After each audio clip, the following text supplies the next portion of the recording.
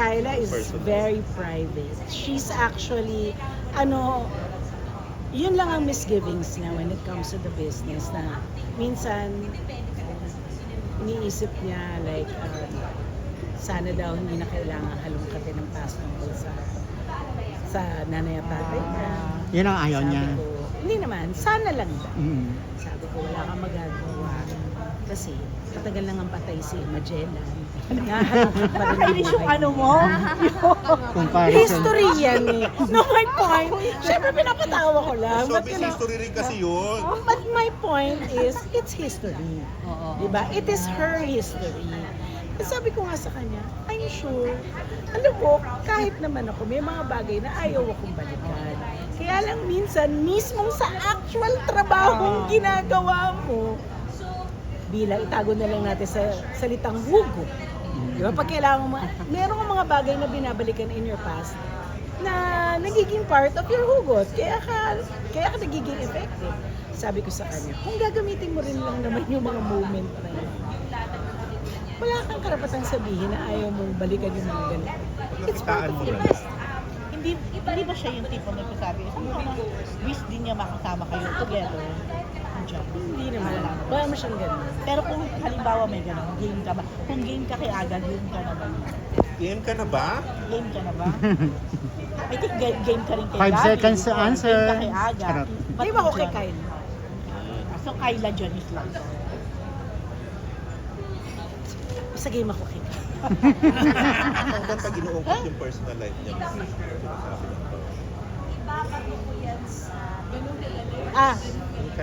Pagka sarili niya, sabi ko sa kanya, part yan eh. Sabi ko, it is up to you kung hanggang saan ang gusto mo sabihin. Sabi ko, pag sinabi mo naman na you don't want to talk about it because it's your private life, people will respect it.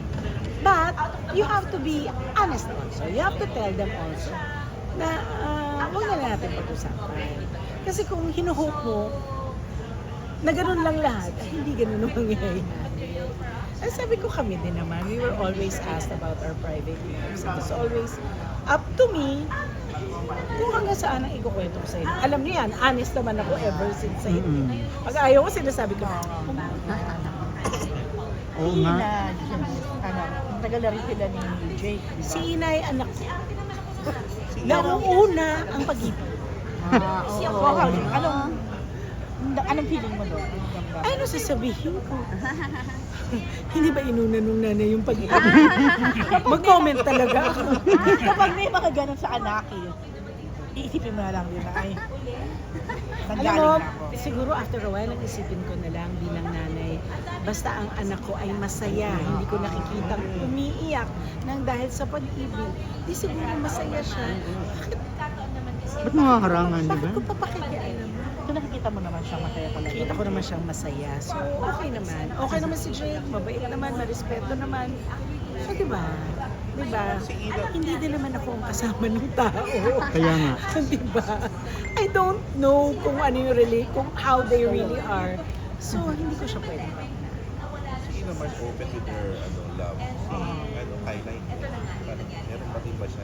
Ganyan naman talaga si Kyla. She's really very matipid. Pero alam mo ba kung meron or wala? Love life?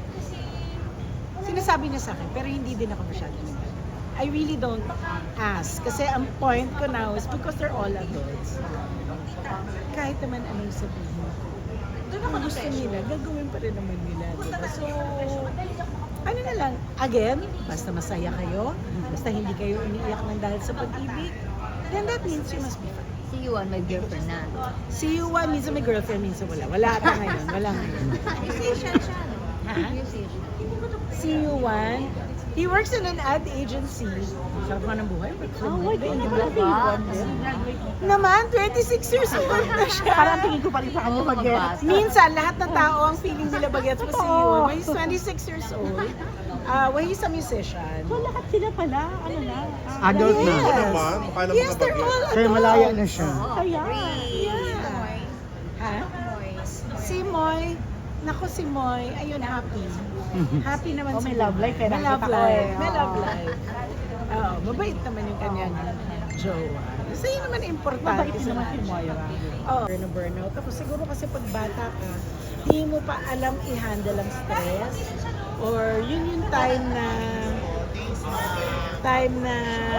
may daddy issue, dami-dami sinasabi sa akin, dami-dami. I think I burned out for a while. Tapos, after a while, okay na naman. Ngayon, hindi ko na masyadong nararamdaman yung burnout because now that I'm older, I'm more able to handle stress. Anong chapter ng buhay mo yung parang, may tumapang ka na parang, carry na. Deadma ka na sa Kahit mga issue. May mga issue, Mga ganun. parang, kala ko lang. I think, after mahiwalay ko, Kailan? Or kanina? oo, Kailan? after ko mahiwalay kasi, ano ko ba yung tatago ko? Ano tatago, diba? Ano pa? Ano pa? So ngayon, wala ka talagang love life. Totoo yun. Totoo. Tagal na, di ba? Ilang years Doon na. ka na-burn Oo, out. eh. Doon ako na-burnout. Yung pala. Tagal na. Seryoso nga, ay ilang years 16 na. years? Wow, 16 2 years? decades na. Totoo ba? Puro kay drama lang siya. Yan pa nag-epekto ng k-drama sa'yo? Hindi naman.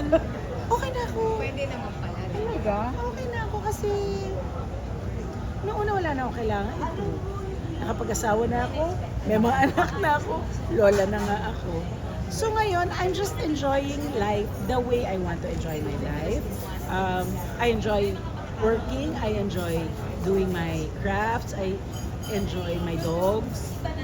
I enjoy being like this. Mars, may mga kinilig nung nung nagkita kayo ni Aga dun sa kay Mother niya. Yung parang gusto nila nag-request sila pwede magsalita kayo. Wala namang humihingi, Meron pa yung mga comment yung mga ano. wala namang nag-o-offer. Pero kung sakali, At saka- game ka. Oo naman, Sabi nila, ang ganda raw ng relationship. Talaga naman. okay naman kami. Kasi hindi ko naman kailangan okay naman. Wala naman kaming bad na territory.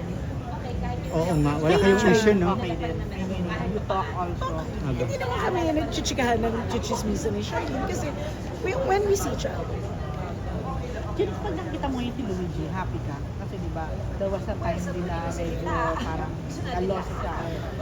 oo, I think normal naman yun. I think it's normal that at some point may isa o dalawa sa mga anak mo magkakaroon ng issues or life happens eh. Wala ka namang magagawa sa ganun except hope and pray that things will be better. Pero You know, him now, as a father, di ba parang napaka-hands-on daddy din? Oo. And as a husband to... Kapati, Yeah. oo. Mahirap maging tatay Mahirap maging tatay ng 4 na anak. Mahirap maging nanay, mahirap din maging tatay. Apat na pala. Oo, pero nakita mo siya magiging ganyan pagkakala.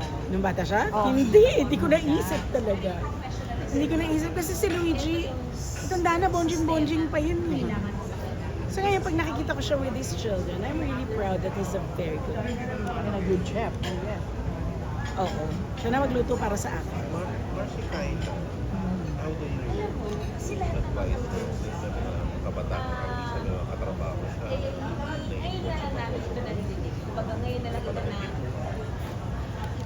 Alam mo, hindi mo naman kasi, kahit naman kami ng mga bata kami, pag na-involve kami sa controversy, hindi mo naman alam that it's actually a controversy.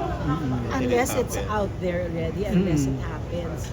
I just hope and pray that I raised her right and I raised her good enough para alam niya kung anong gagawin at hindi gagawin.